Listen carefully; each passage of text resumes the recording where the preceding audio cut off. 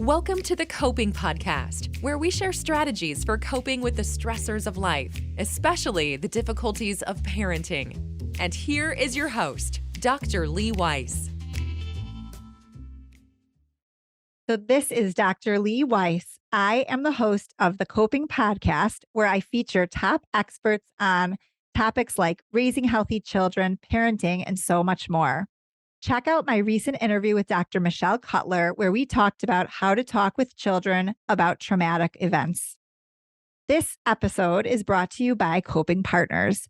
Coping Partners is a mental health practice in the Chicago suburbs dedicated to helping children, adolescents, and adults. We help manage various challenges, including anxiety, divorce, behavioral issues, relationship problems, and much more.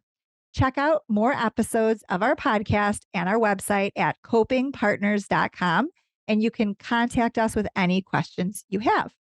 Just a quick disclaimer, the information provided is for educational and informational purposes only. This is not intended to provide mental health treatment and does not constitute a client-therapist relationship. The information provided is not a replacement for being assessed and evaluated by a licensed professional and is not intended to replace mental health or medical advice. So before introducing today's guest, I want to give a big thank you to our guest's husband, Tom Field, who is a wonderful family law attorney. I've had the pleasure of collaborating on divorce cases with Tom, and he does wonderful work for the families he works with. And he gets credit for introducing me to Lara years ago. So I'm going to introduce Lara. Lara Field, a registered dietitian and today's guest, founded her practice, FEED, which is an acronym for Forming Early Eating Decisions. So clever. In 2008 in Chicago, while in clinical practice at the University of Chicago Medical Center's Comer Children's Hospital. You can go to her website, feednutrition.com, or her Instagram handle at feednutrition, and get more information about her. She also has several other nutrition experts working with her to help more families make eating a priority right now. So I'm really excited. I thought you'd be a wonderful speaker for our audience because eating and feeding our children can be a stressful topic for most parents. Some kids are picky eaters, some are hoarding candy in their closets. And in general, it's really tricky for parents to know how to approach this topic sensitively and appropriately. So we're really excited to learn from you today. Well, thank you. Thank you so much for having me here. I love chatting with other professionals because there's so much that we both do, or all of us do, I'd say, to help our clients. And I think we can reach so much more when we do work together. So I've enjoyed collaborating with you, and they're very happy to be here today too. Thank you, Lara. So before we kind of dive in, can you maybe tell us a little bit about how you got started doing this work? What inspired you to do this career, to pursue this career? Sure, I'd love to. So actually, it started when I was a kid. I was 10 years old, and my dad had really high cholesterol.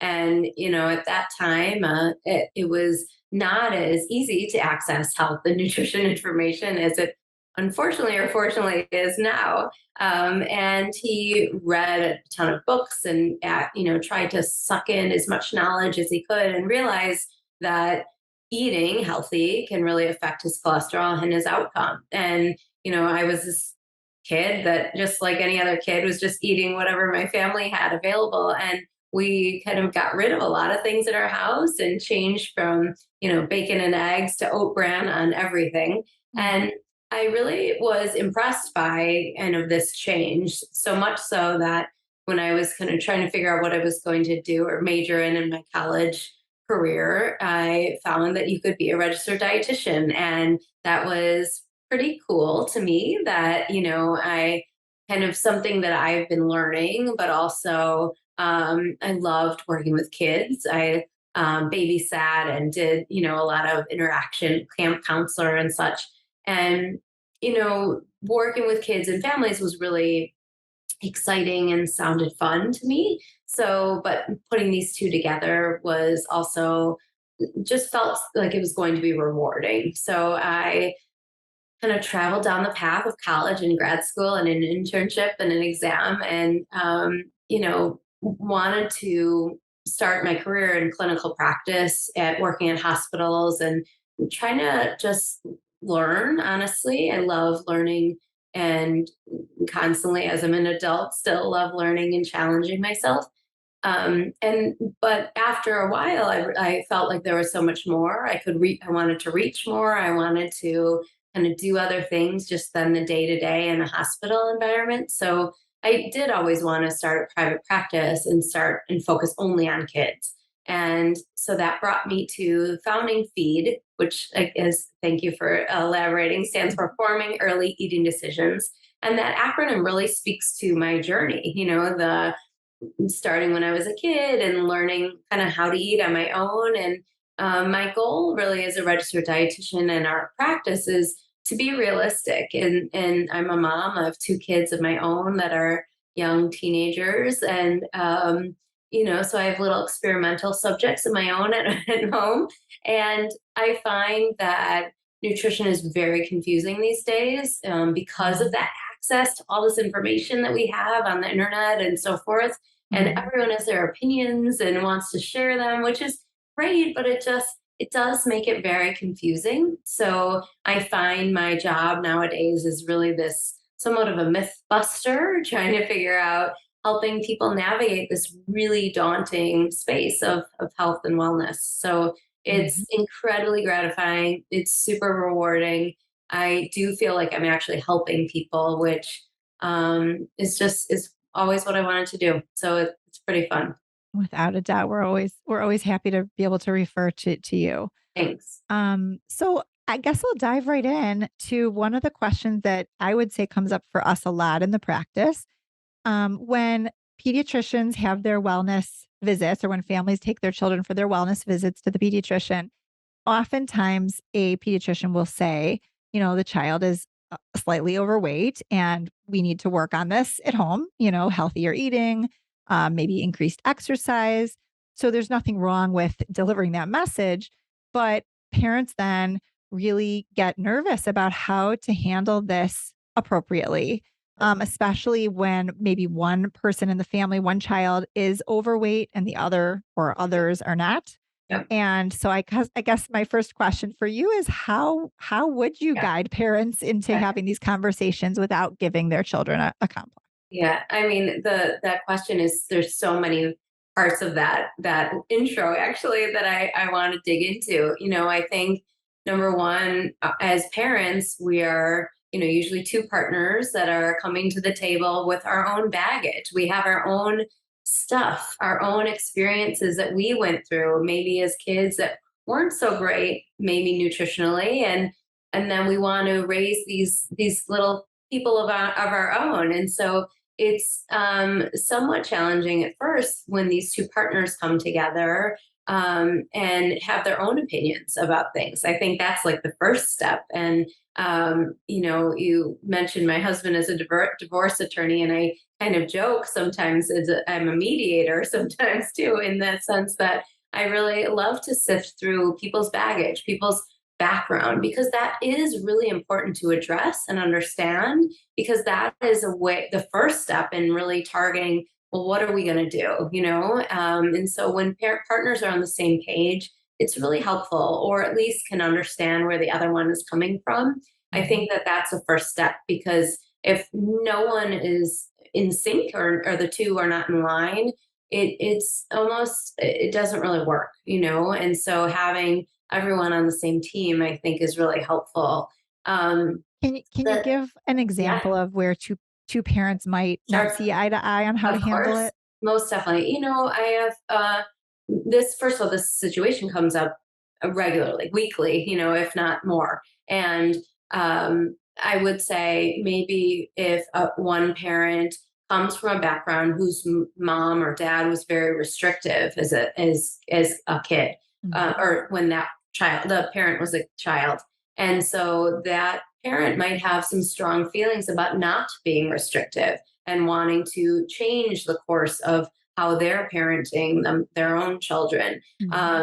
We might also have the opposite, and again, this comes up pretty regularly, that then there's another parent who's overindulgent, and that it comes from a family of overindulgers, And that's just how it is. And so coming together sometimes can be very challenging when we have a child that might need some assistance. And so I think when we can kind of come to a common ground to help the individual, it's really helpful. So you have to be a couples counselor first, and Yeah, then most definitely. dietitian next. I lean on my my therapeutic support, so we can all kind of help a family. Mhm. But to that kind of initial question, I would say that when a doctor delivers information, it can be very heavily loaded and very stressful.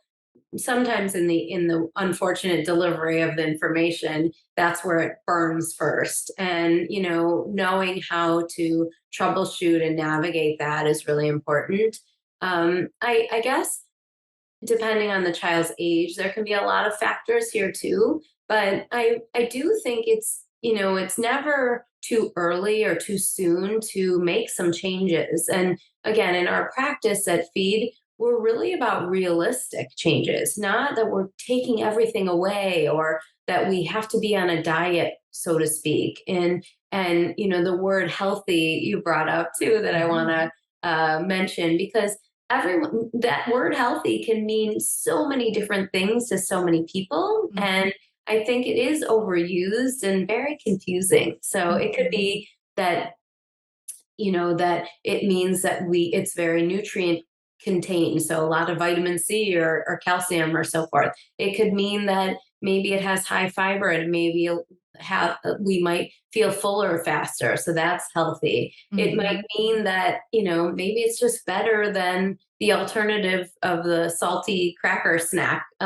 So I think this overuse of the word healthy can be triggering for a lot of people and a little stressful. So, um, but getting back to your question, I guess, when I'm navigating this space with new families, it is about just coming up with a few goals, I would say, and not making this overwhelming for the family, Yeah, but like baby actually, steps. yeah, but actually taking actionable steps and not doing this dance we like to do with the information because I think we are always worried about how this is going to affect our child in the long term and what if I say the wrong thing. And I guess I agree 100%, but I also would say, well, by not doing anything or by not actually addressing the situation, we're just extending this dance. Mhm. We're prolonging the inevitable. And Mhm. I think part of it is really my experience as a kid with my dad, who's, by the way, healthy. I know I always forget Oh, that part I of know this you need to say that. conversation, but he is Goodness. great and healthy, thank God, and Mhm. his cholesterol's managed. But Right. um, you know, I think if we can address a situation and learn from it, our kids will fare better in the future. Right. You don't wanna ignore it completely either. Correct. Right. I think just And you can communicate in a non-shaming way. Even if it is the truth, which is that the person does need to lose weight, right? Or they do need to eat differently. You can do I it without making them feel badly about themselves. 100%. And I think just like as the doctor said, like kind of just throwing it out there, like, I know this might sound a little scary, but we're going to work together on this. And, having the child know that they have comfort and support in their family and that it's not going to be this uprooted, big undertaking, but rather educating them to know that this is really important for our future. I think like anything else, we do in parenting, that's an Mhm. important thing too. Mhm. Mhm. And going back to that original question of, let's say one child's overweight and one, is just naturally really skinny and Yeah. doesn't need to worry about that in the same way. Any guidance on how to handle them the same, differently? And again, I think that this is so common. I think the biggest strategy that I would say, and it is somewhat therapeutic support too, it's not making these two children feel different. And we're not doing this because of X, but we're as a family, this was like a raising a flag saying, hey, we need to rein it in here. And so kids that don't have a quote unquote issue don't it doesn't mean that they shouldn't learn how to eat better for their bodies in their future. And Hmm. just because there might be a warning sign on one of our kids doesn't mean that the rest of the family shouldn't kind of take note and pause. They could be in different growing stages, they could have different levels of activity, Hmm. but that doesn't mean in their future that they're not going to be the same. So I think that I'm optimistic always. I'm always half full. Sometimes to my family's my family is not that same way Yeah. sometimes, but I do want to always find the good, and I think that if we can try to not make it so daunting and stressful, it's okay. And I think that's where a lot of families come to me and my partners, that they're scared and feel like, ooh, what is this going to do to us? And like everything else, it just takes a little massaging and support, and it can be really good too. That's that's wonderful. So it sounds like in general, the whole family could benefit from a shift in lifestyle, a shift in their eating style, we'll say, not just the sort of identified client, as we say. Yeah, and it really translates into other parts of my practice too. I mean, I work with food allergies and celiac disease Hmm. all the time, and it's somewhat exactly the same actually. That it's a very gentle balance between we have to change our whole family's eating because of this child, or Hmm. everyone is blaming this child because we're changing their are eating. And so I think that it's important to work as a collective unit always when we approach things like that, Hmm. because that's how everyone will fare better. Food shouldn't rule us, Right. and it does very much, but food should be something that's fun and educational and bonding and just bringing the family together versus ripping it apart. And I think that some of these situations can feel that it will, but it just takes this subtle massaging, I'd say, to make it better. That's really helpful. Really helpful. So thinking again about some of the stressors recently, I know our practice has seen an uptick in a lot of issues that the children and adolescents and families that we work with are facing. And I think COVID recently has just affected everyone in different ways. I'm curious for you in your practice what you've seen the most in terms of how COVID has impacted families in terms of their eating, their habits, things like that, and then again, what you'd say, what advice you can give everyone. I mean, we definitely have all been thrown for a loop in our practices, in terms of kind of what we were expecting, what we used to have as client and regular, kind of day to day, and now, in the beginning, it was um, our a lot of concern. Am I going to gain the COVID-19? And then, as time moved on, it translated very differently. I would say because of the time that we spent at home, there's a few things that have come out. One, I would say emotional eating or having some sort of um, food comfort is a very big one that I see regularly. That we were kind of stuck in our environments, and not it wasn't very fun for a lot of individuals, and now they figured out what foods kind of made them feel good, and so we do have a weight and somewhat of a weight problem maybe now, So because you mean some people were feeling depressed and feeling bored and so the food would sort of give them an instant feel good Mhm. kind of kind of experience? I'm Yep. also thinking about the people working from home and the fact that their kitchens are right there. That probably didn't help.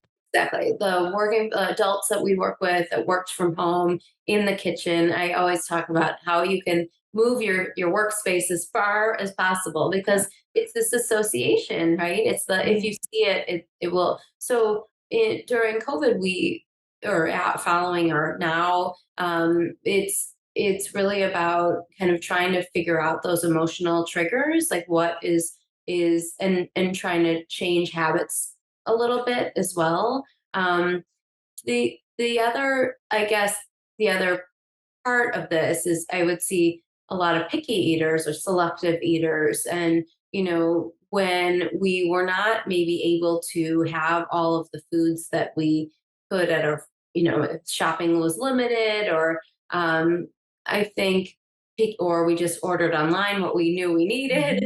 Mhm. I Mhm. think some of my selective eaters, it got a little bit worse too, because we weren't constantly challenged. Maybe we didn't have the therapies that we were needing on a weekly basis for support.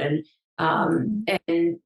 So there's a few parts that I think have grown and morphed into something a little different, but the the steps are similar to what I was outlining before with weight management. It's really about kind of taking a step back and thinking, well, what are these behaviors we're sitting on a daily basis? Do we have an unlimited pantry supply of Right. X snacks that make us feel really, it's hard to resist, really tempted Mhm. by? So, making some subtle changes at home, maybe not having that loaded pantry, maybe going out for treats instead of having them in our house. I know it sounds kind of so simple, but it does make a huge impact, I'd say, too. I remember vividly when you came to speak to our practice, to our clinicians, you saying home should be a health haven. Yeah. And that stuck with me that, we can go out for ice cream, we can go out for the treats, but don't have every single favorite junk food item in your pantry. Correct. I mean, myself and my home included, I think if we had every tempting treat that that we were able to, like a grocery store does, I think it would be hard to navigate. And, with that access, we have a tendency to not go to the fridge, or just not go to this Mhm. pantry because we don't see it. So visualization Right. is a huge thing. And Mhm. if you have like a candy dish or a beautiful like dessert tray, cover on your countertop, it may make our brain say, that looks really good. I kind of Right. want something. So Right. um, it's not about being restrictive either, but it's just having that balance is something that I think is really helpful for our day to day. No, that is really helpful. What would you say in terms of the picky eaters? I know there's some stat about you have to introduce a food X amount of times. I don't know the exact Yeah. number. Even if they don't like it the first time. What would you say for especially for the younger kids who are picky, to the parents who are trying to not be short order Yep. chefs and trying to help their children to be exposed to some new foods, but again, it's always a challenge. So it's actually 9 to 15 times it Oh, takes to introduce a food that is a to lot. have a child prefer it. Now, the research is usually done on infants, and in new exposures, but 9 to 15 times is quite a bit. Yeah. I like to talk about it with kids, kind of depending on the age too, talking about practicing. When we are learning a sport or a music instrument or what have you, we practice, or school or spelling, we Mhm. practice, and practice takes time, and sometimes it's frustrating, but then the result is we master something. And I like to use that parallel with food too, with kids, especially school age, because they get it. They understand that, okay, well, I don't really love it so much, but and depending on the situation, that can be taken, that can work or not work. But I like to start there, and just know that, to set expectations that it does take time, and it's something that with persistence we can have success. Mhm. But with there's so much to talk about on this topic that I think it's really, there is somewhat of a case by case basis. But I would say something that really works for my practice is talking about what they really love, or yum, and what they really dislike, or yuck. And I like to kind of assess their food preferences somewhat on a scale. So we have our foods that we would love to eat every single day, and then our foods that we would never like to put past our lips. Really having kids have that confidence that I will never suggest those yuck foods ever, because everyone has yuck foods. Everyone has foods that we don't have to love everything, right? But we have to somewhat tolerate it. And, knowing in the spectrum of yuck and yum, where the goal is. And the goal foods are the foods we're practicing that we need to Mhm. kind of try to learn to love. But those goal foods should be somewhat close to yum and not at all at yuck. And I think giving kids that trust almost that they're not going to be offered or suggested or coerced or recommended to eat foods that they really feel uncomfortable about is really important, because it does give them a little bit of confidence and trust.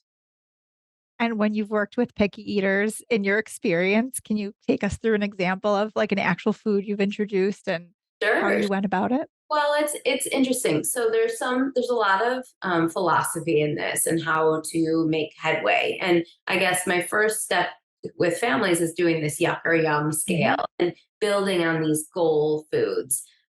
Something that I guess another part of this of how I work is trying to kind of look at the big picture and understand where these I like to they're almost foods that are taking up space, and they're distractor foods that are kind of taking up space, take time, space in our stomach, keeping us feel full, and that they're expected. They taste the same thing every single time, the same way, the same shape, the same texture.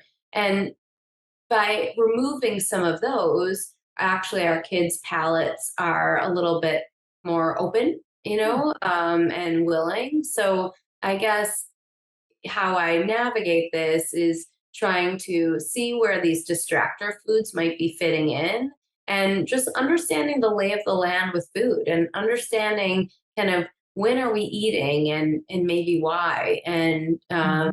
I sometimes just understanding the landscape can be really impactful and make a pretty big impact in their future, and also what they're eating on the regular. I like to say, healthy eating is not about what we eat on a regular basis, but rather what we aren't eating on a regular basis. So if we have the occasional cheese cracker that's very salty, sure. But Mhm. if we're having it twice a day, that's a different story. Right. Right. Oh, that makes sense. I'm just thinking about again birthday parties and play dates and just these natural times where there are, again, sugary junk food kind of foods introduced. And again, in terms of balance, moderation, just wondering how do you help them with moderation when there are so many of these situations, it seems, each Totally. week that come up. I Yeah. know when my kids were really little, we used to do like dessert nights and we Yeah. would have certain nights that I would say, okay, you can have this. And it was very cut and dry. It was a Yes. little easier, but Yes. obviously as they get older and they're out with friends or especially when they're teenagers, I just wonder how you talk about that with the Yeah. kids. Yeah. Well, I guess so. The dessert night thing is a key feed fundamental, I would say. So Oh, most yay. so nice work. I think having drawing some lines in the sand, like, and that's where I come to be realistic. That Mhm. it is not. It would not be appropriate for us to say you can never have treats. I mean, that's just not realistic. It's so not fun. Sure. And it's not something we want to teach our kids. We want to teach our kids to enjoy. I mean, that's a huge part of our livelihood. And so, but it is about balance, and it is something that's important to kind of say, well, do you want that like sugary soda, or are you going to have cake after dinner? And really having those conversations, Mhm. they get it, and they get it as they get older too. And I would say so stepping back a bit, when there's so many occasions, I think having that conversation with the family as the weeks are going on, can I have a treat after school? Well, that should be from the parent should say, well, we had a birthday party here and do you think we Mhm. can have X instead? It might sound a little strong, but they're not asking, we're not kind of getting, we have to make some strong decisions as parents, Right, like right. bedtime, for instance, like Yes. brushing your teeth. There's things that we want to nurture their awareness and just regular habit forming. That I think food is the same thing. We shouldn't Right, go every day by having something that's so loaded in sugar. Really, having a little right. bit, sure, but um, I think so. Having that conversation of Mhm. just excess is important too. Yes. You No, know, that's a good word. I think about summer and how the that's ice cream truck pulls up and there just seems to be it's always there. it's how And so, having a realistic conversation yeah. about, right, not depriving them, but also not having it every single day, twice a day, you know? Well, and then, I think that there's so many asks, can I have this at lunch? Can I have this after dinner? Can I have this after Mhm. school? Can I have this with on the weekends? And so if we give them a 50% yes and a 50% no, I think we're good, right? Right, Um, right. but as my kids, I mean, my own personal experience, I have a 14-year-old and an almost 12-year-old, and um, it's they are my little science experiment at home. But I am very proud of how they approach food. Sometimes not great, but sometimes great. Good. And I mean, food to me is such it is something we need, but it's also such an educational experience too. And so I Mhm. think um, like the candy that comes in the Halloween treats versus the delicious pastry that we can get from a local bakery. What's more valuable? And I would say the pastry at that's pretty special and fun. Right. But so sometimes it's about understanding the value, and I realize all of us have different, what is valuable to us. But that's how I think I've approached it a little bit too, that, you can have that candy every day, but we shouldn't. And so maybe we save it for another time. And I Mhm. think that speaks to them too. Absolutely. Absolutely. How about grocery shopping and meal planning? I mean, again, I'm going to let you pick a story or a family, kind of what you would typically do to help a busy parent. But Yeah, I don't think that parents, we don't have as much time, unfortunately, to have a wonderful sit down family meal every weeknight. And totally. so I also worry about the people who are constantly on the run and, in the carpool line getting fast food and kind of what guidance do you have for families on that? Well, first of all, I would say don't beat yourself up, and it's not. No one should be perfect, and I'm not. I'm not either. I'm not here to say that I have it perfectly managed, but I think looking at the overall of what you need help with. That's what I would say is the first thing. If we don't love cooking, then how can we outsource to get the things that are already cooked or Hmm. prepared in a better way that we can get them in our house. Some of us don't love grocery shopping or the meal planning of itself. And so I mean, I do one-on-one meal prep training with clients as well as grocery store tours. And both of Mm. those things are super fun for me because um, it's giving education in a very different way. Mhm. The grocery store tours is not just me kind of going through the aisle and putting it in their cart, but rather kind of showing people where to focus attention on. And Mm. the labels these days are very challenging. There's a lot of stuff on there that we don't know what should I look for. Gluten free, dairy free, whole food, what low sugar, like it's very confusing. And Yes. so trying to sift through those labels is something that I love doing and I can help with. And the other part, of the meal prep training is maybe are uncomfortable making chicken or fish at home and just kind of learning a few little tips. I come into your home, or we could do it virtually too. And Mhm. just, I'm not a chef, but our training and as a dietitian is very culinary. And so I've learned a lot throughout my education and career. But I also really like it too, so it's kind of fun to share some advice. Though, I guess so my kind of take home point of this is really knowing when to outsource. Maybe there's some delivery company that can give you grilled chicken or fish, once a week that's already prepared. Or Mhm. maybe it's that we need to spend a little extra on the cut up veggies because they're already cut up and we can Mhm. make it easy. um, Right. I think that sifting through the knowing when to outsource is really important for families too. You know, That's good because parents, especially the moms, feel like they have to do it all, and it's just not fair. You have a working mom who's like, "I'm yeah, not home till this time," and they're stressing out and giving themselves such a hard time that they haven't prepared this, wonderful right.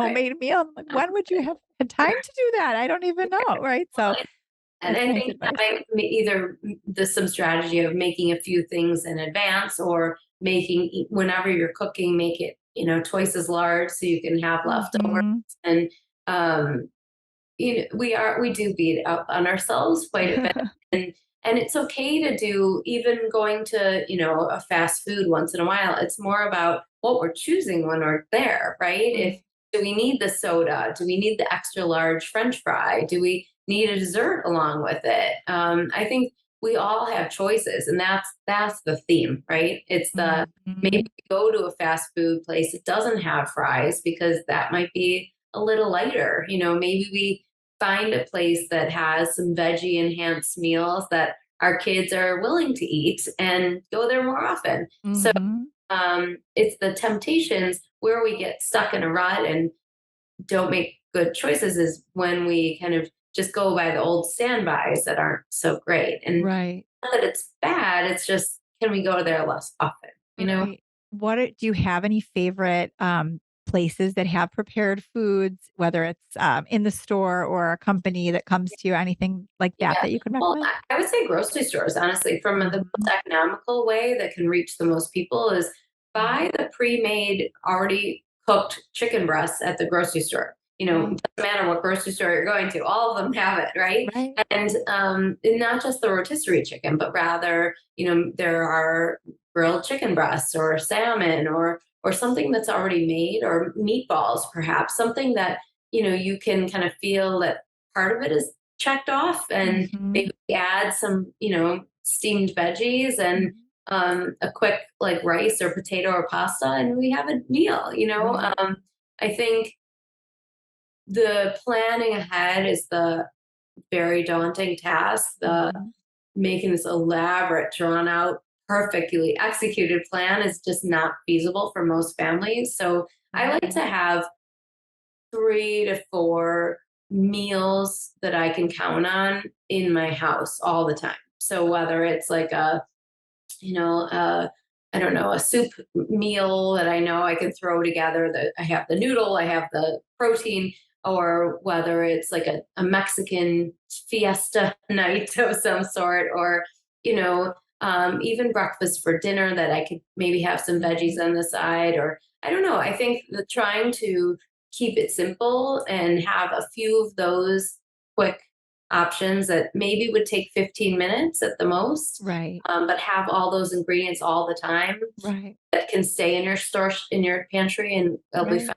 I think that's a great way to make it easier on ourselves. Absolutely.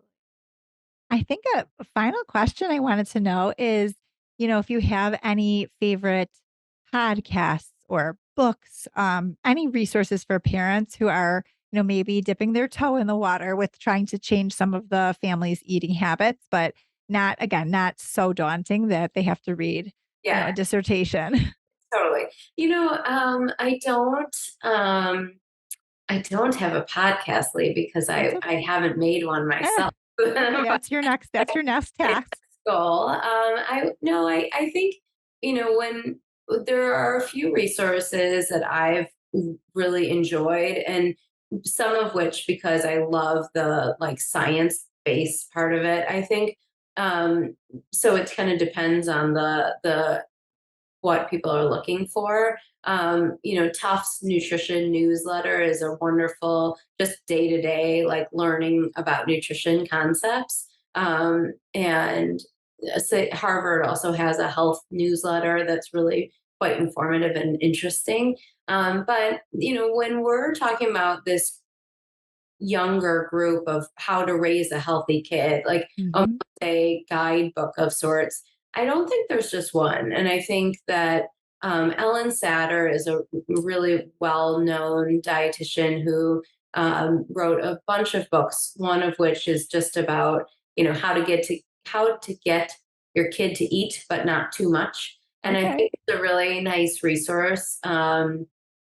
Is that the name of the book? Yeah, Okay, that's perfect. it. How to get your kid to eat, but not too much. I think it's a well done. It's a little bit older, but I think Mhm. it's really, it was one of the kind of essential guidebooks that I would say as a new parent that it would be good to have. Oh, that's great. I think it's again, without being too daunting, I think seeking the support of a registered dietitian is really helpful. And even if it's just one visit, I'm obviously biased, Mhm. but No, I was gonna say when would it be appropriate for someone to call you in? yeah, I mean, I work with infants all the time about that question, like, how do I do this? Like, how do I feed my child? I Mhm. work with so many picky eaters in this toddler space, school age and moving on. And I guess there is no time. I think that each of those little segments have such important parts. There's so much research about what to feed our kids in utero and as they're learning foods and kind of what to do and not to do at that stage. And these picky eaters, I think, is an important part because if we can kind of target it, it might get a little bit easier and more manageable in the future. And in school age, they're just learning to be independent. And so giving them Mhm. actually some education and understanding about in a fun way, Mhm. about kind of how these foods work with their body and also maybe just to expand their horizons a bit Mhm. too. And then as kids are in teenage years, just they respect their bodies. They're really looking at themselves a little differently. And so Yeah. it can be really rewarding too to arm them with the tools to figure out like, well, do I need this protein shake or can I have, X instead? So, um, Mhm. so I think there is no one stage that I isn't. was gonna say, it sounds like all ages and stages could benefit. I'm thinking about the adolescents too, who start turning to Instagram and other things to Uh, lose weight, and, it's not so healthy at that point. It's probably better to have an expert at that point yeah. talk to them. And they want to, it's really awesome. It's one of my, I don't want to have a favorite age group, but it is a pretty fun age group because they are like literally kind of so interested in the information, but it does, I'm constantly learning. I'm still learning and it's not that easy, too. So, Mhm. how food affects us, our level of fullness and how it affects our mood and how we can kind of eat differently to help that um, Mhm. is really pretty impactful. We always talk about being hangry and how I'm like, "Oh my gosh, Right. someone needs a little something." Yeah. It's really obvious. And understanding that it's not a bad thing. It's okay, No, right? absolutely, but it's knowing for yourself as you get older Yeah. when it is versus a parent being able to, "It's Exactly. time, And I it's think time." it's not the parent space. Like kids really trust the professional. And I'm sure you have that same experience that, they even saying as a parent, like, well, I'm not a dietitian. I don't know. And I think Right. a really nice segue into the conversation. Like I'm having this girl Lara come to our house or meet Yep. with you, something that this is not my expertise, and so I don't know. So I'm going to have her help us, and it's Mhm. not that it's going to be so bad. It's just I Right. just don't know. So we need an expert. So Absolutely. yeah. Absolutely. No, that's great. Any last bit of advice No, for I our think audience? just I would say, well, one, I've I love this conversation. It's fun. And I think again, it's an evolve food and nutrition is an evolving process. It's not, in each of our stages also, we have different needs and things change. And, but the reality is nothing in the nutrition research world, not much has changed them. It's really about Right. kind of trying to It's not like we don't know the cookie's bad for us. It's not about that. literally we should enjoy the cookie, Yeah. and but we can't eat it all the time. And Right. so I think knowing where there is some enjoyment and that where we have to kind of pull it back a little bit Mhm. is okay, and not to feel shame about it too. I think Right. this is all part of our processes that we go through on a regular basis. So I wholeheartedly agree. So everyone, check out Lara Field's website for more practical information. And please check out more episodes of our podcast found on the copingpartners.com website. And thank you so much, Lara, for your time and expertise. thank Um, you so and much for again, having feednutrition.com. me. Thank you so much. I really appreciate you being here with you. Absolutely. Thank you. Thank you for listening to the Coping Podcast. We'll see you again next time, and be sure to click subscribe to get future episodes. And check out our podcast page at copingpartners.com.